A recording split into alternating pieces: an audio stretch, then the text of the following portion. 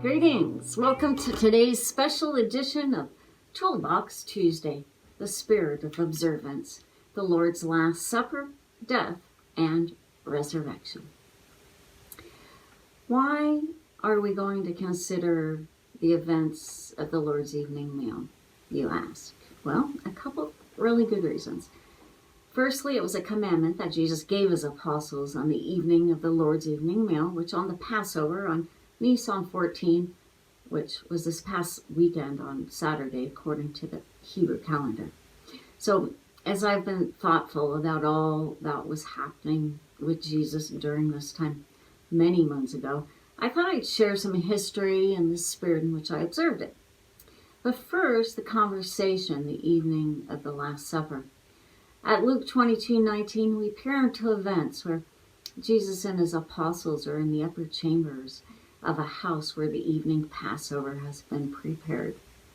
Jesus and his apostles are gathered around the table, comfortably seated on the floor.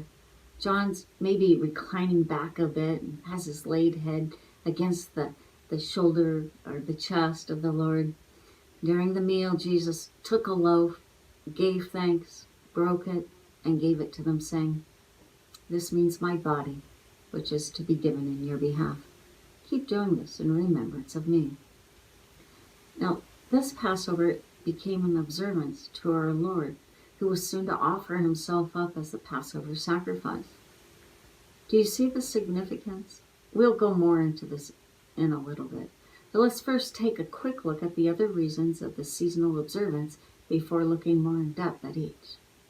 Jesus instructed us to keep doing this in remembrance of me. Also, another reason, Jesus' death and resurrection.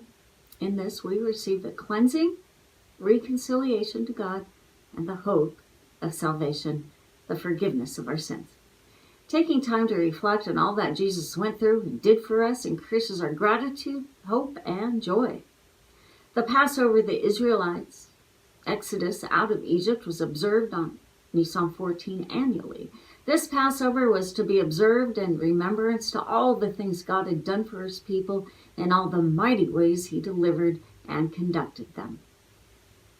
The night of the Passover observance that Jesus assembled with his faithful apostles and had the last meal before he was arrested, put to death, and raised up on the third day by God has become to some the observance of the Passover of Christ, or the Lord's evening meal.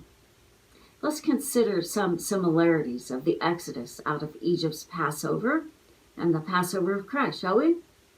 The Passover sacrifice in Egypt, the sheep, young rams, or goats that were to be offered in the land of Egypt were to be sound, safeguarded, sanctified, or set aside for this very purpose of deliverance of God's people.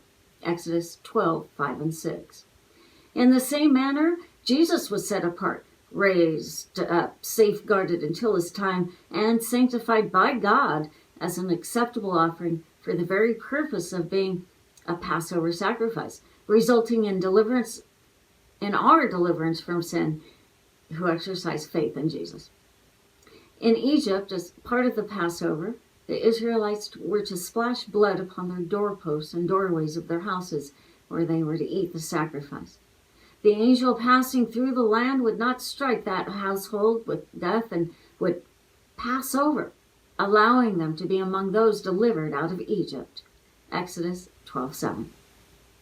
Jesus, at the time that he instituted a new covenant during the Passover, where he and his apostles were sharing that meal in the upper chamber, the Last Supper, or the Lord's evening meal, he took a cup and blessed it and said, "Drink out of it, all of you, for this means my blood of the covenant, which is to be poured out in behalf of many for forgiveness of sins."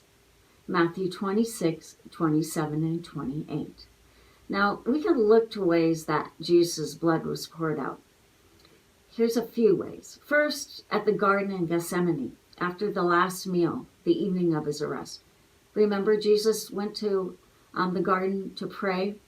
Well, while praying to his Father, Jesus got into such an agony over the things he knew he was about to suffer that his sweat became as drops of blood falling to the ground. Luke 22:14.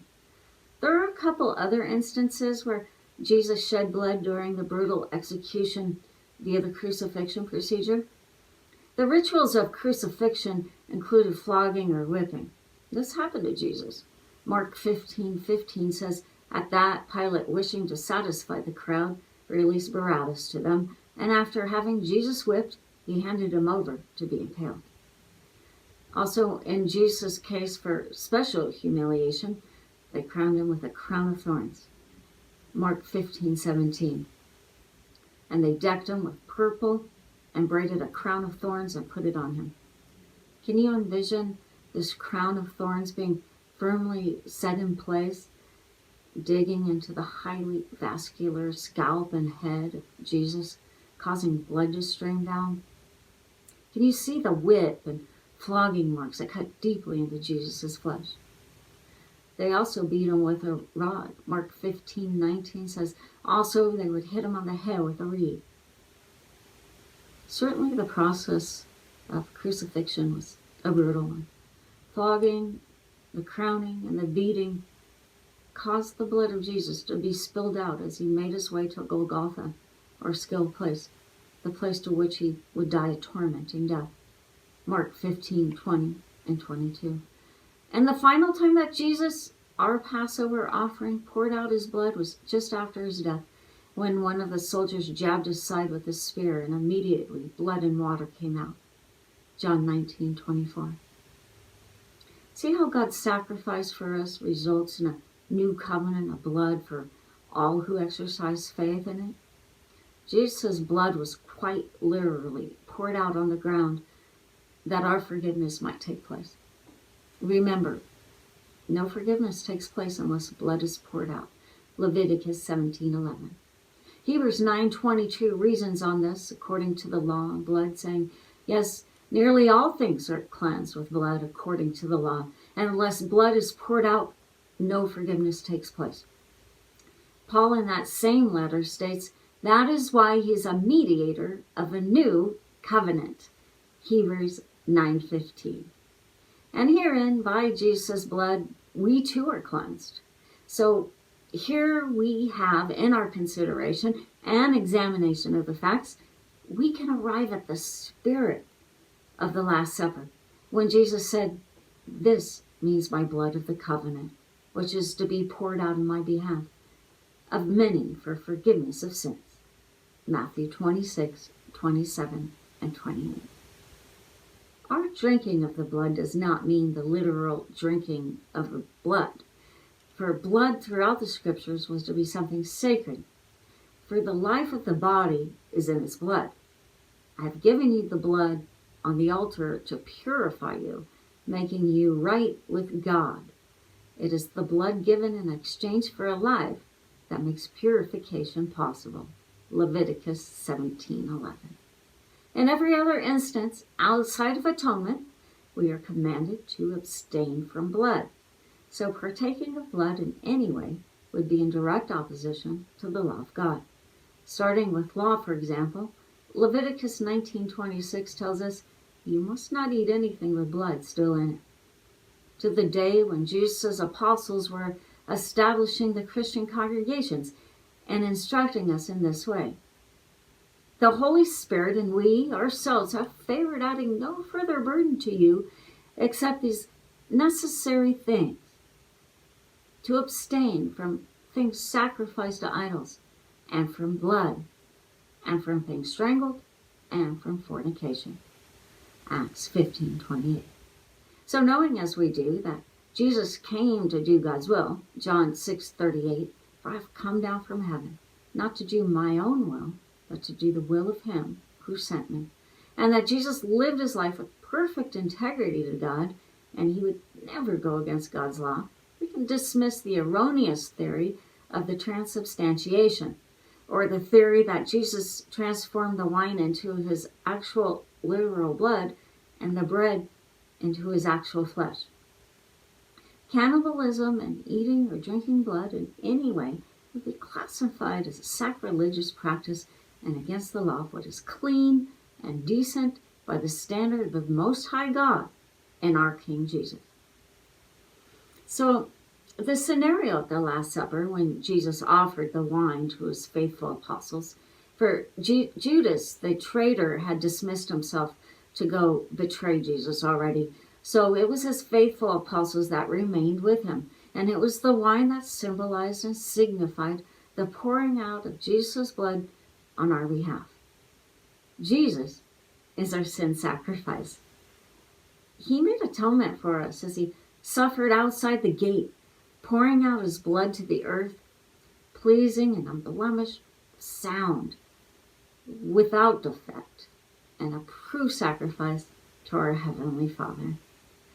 Hereby, the pouring out of Jesus' blood, we enter into a new covenant of Christ, and by his stripes, we become healed.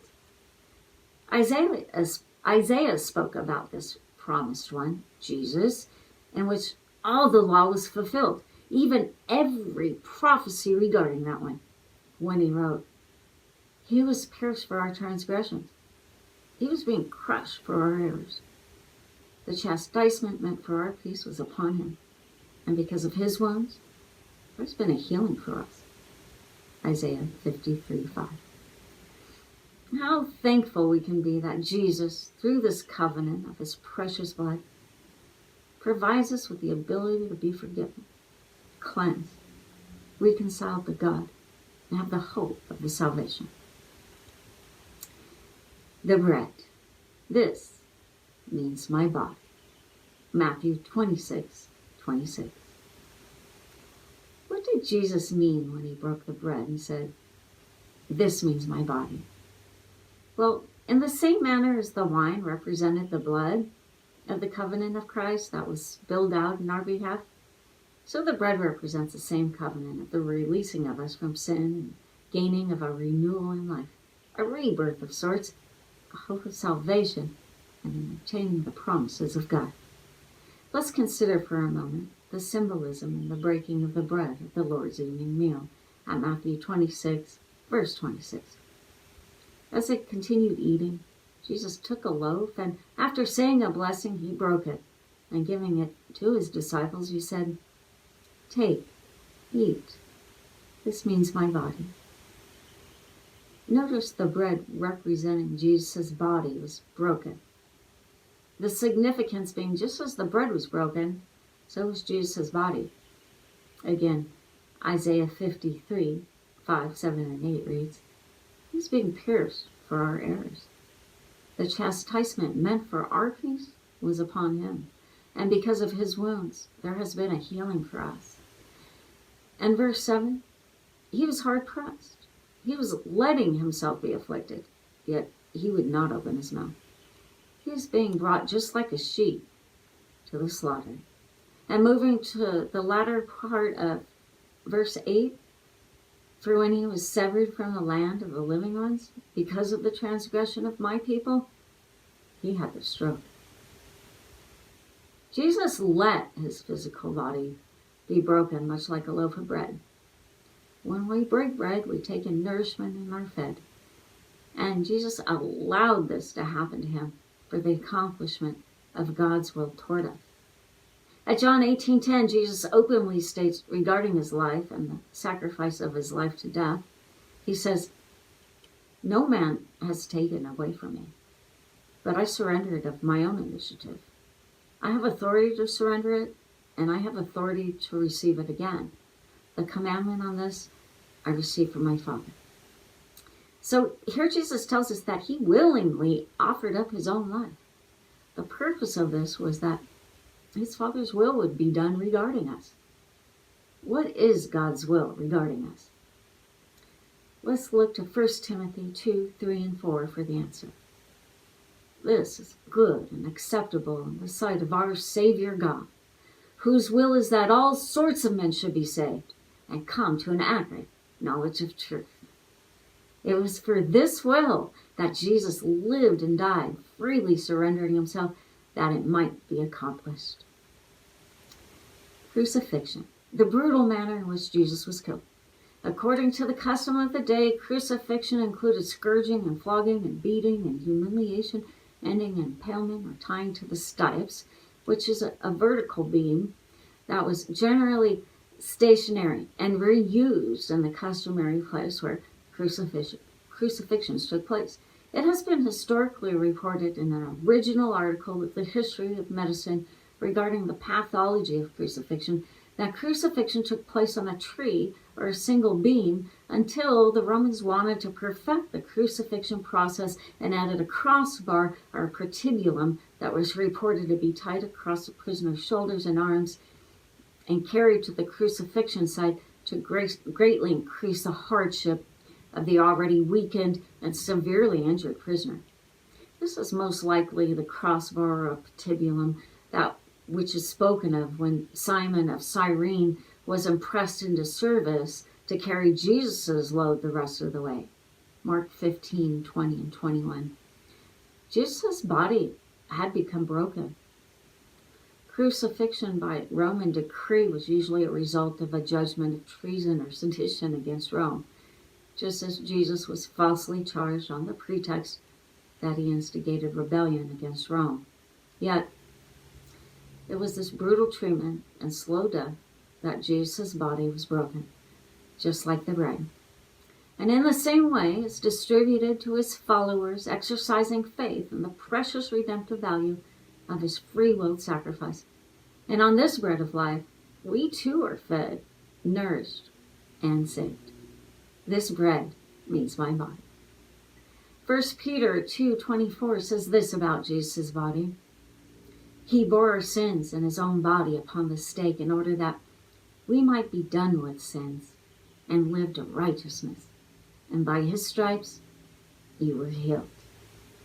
So here we see in a very real way that Jesus carried our sins to that place in Golgotha, skull place, and impaled them with himself. Colossians 2:13b and 14 tells us that he kindly forgave us all our trespasses, having blotted out the decrees against us which was adverse to us, and he has taken it out of the way, having it nailed to the cross. It is interesting how Easter became associated with the death and resurrection of Christ. Christianity adopted practices associated with the pagan festival celebrating Easter, the Anglo-Saxon goddess of spring and fertility. Rabbits were an ancient symbol of fertility and new life, two ideas strongly related to spring. The connection between the rabbits and Easter arose in Protestant Europe during the 17th century. Eggs also symbolize fertility and renewal. Decorating eggs is one of the oldest Easter customs, said to be developed in late 19th century Russia, when royalty and high society started gifting lavishly decorated eggs to each other. A notable artist of the egg was, you may have heard of him, Peter Carl Fabergé. The cross was interestingly also utilized in Easter traditions. The god Tammuz was said to be a god of Mesopotamian religion. Tammuz was considered the sun god of fertility, embodying powers of new life in nature and in the spring. In his image, he often has a cross, and images and pictures of him show a cross hanging from his neck, or he's portrayed as carrying a cross. This holiday, Easter, is also among the traveling merchants. Revelation 18:15 mentions the traveling merchants. And like most holidays, it has become very commercialized. As it turns out, Easter has the second highest candy sales of the year, preceded only by Halloween. Reportedly, markets sell over $17 million in chocolate bunnies and eggs, jelly beans and sugary chicks, and the like. However, these traditions in reality have no significance in the life, death, and resurrection of Christ Jesus, our Lord. But on to good news, the resurrection. The resurrection is, in fact, good news to us. It is not through a pagan goddess, god, bunny rabbits, or eggs that we receive a renewal and a rebirth of life, but it is in the precious body and blood of Christ. Here's what some of the apostles had to say about Jesus' death and resurrection. At 1 Peter 1:3, Peter gives credit to our new birth in this way. Blessed be the God and Father of our Lord Jesus Christ, for according to his great mercy, he gave us a new birth to a living hope through the resurrection of Jesus Christ from the dead. And Paul says this, for the love Christ has compels us, because this is what we have judged, that one man died for all. 2 Corinthians 15:14. And at 1 Corinthians 5:3 and 4, Paul says this, Christ died for our sins according to the scriptures, and he was buried. Yes, he has been raised up on the third day according to the scriptures. And finally, in deep, abiding love and respect and observance with all that Jesus has done and suffered for our benefit, Hebrews 13:20 and 21 reflects my spirit in the only true God and our Savior Jesus Christ.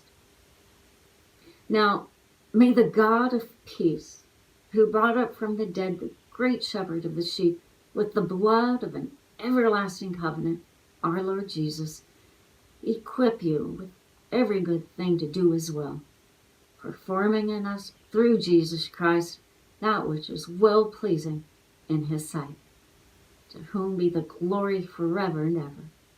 Amen.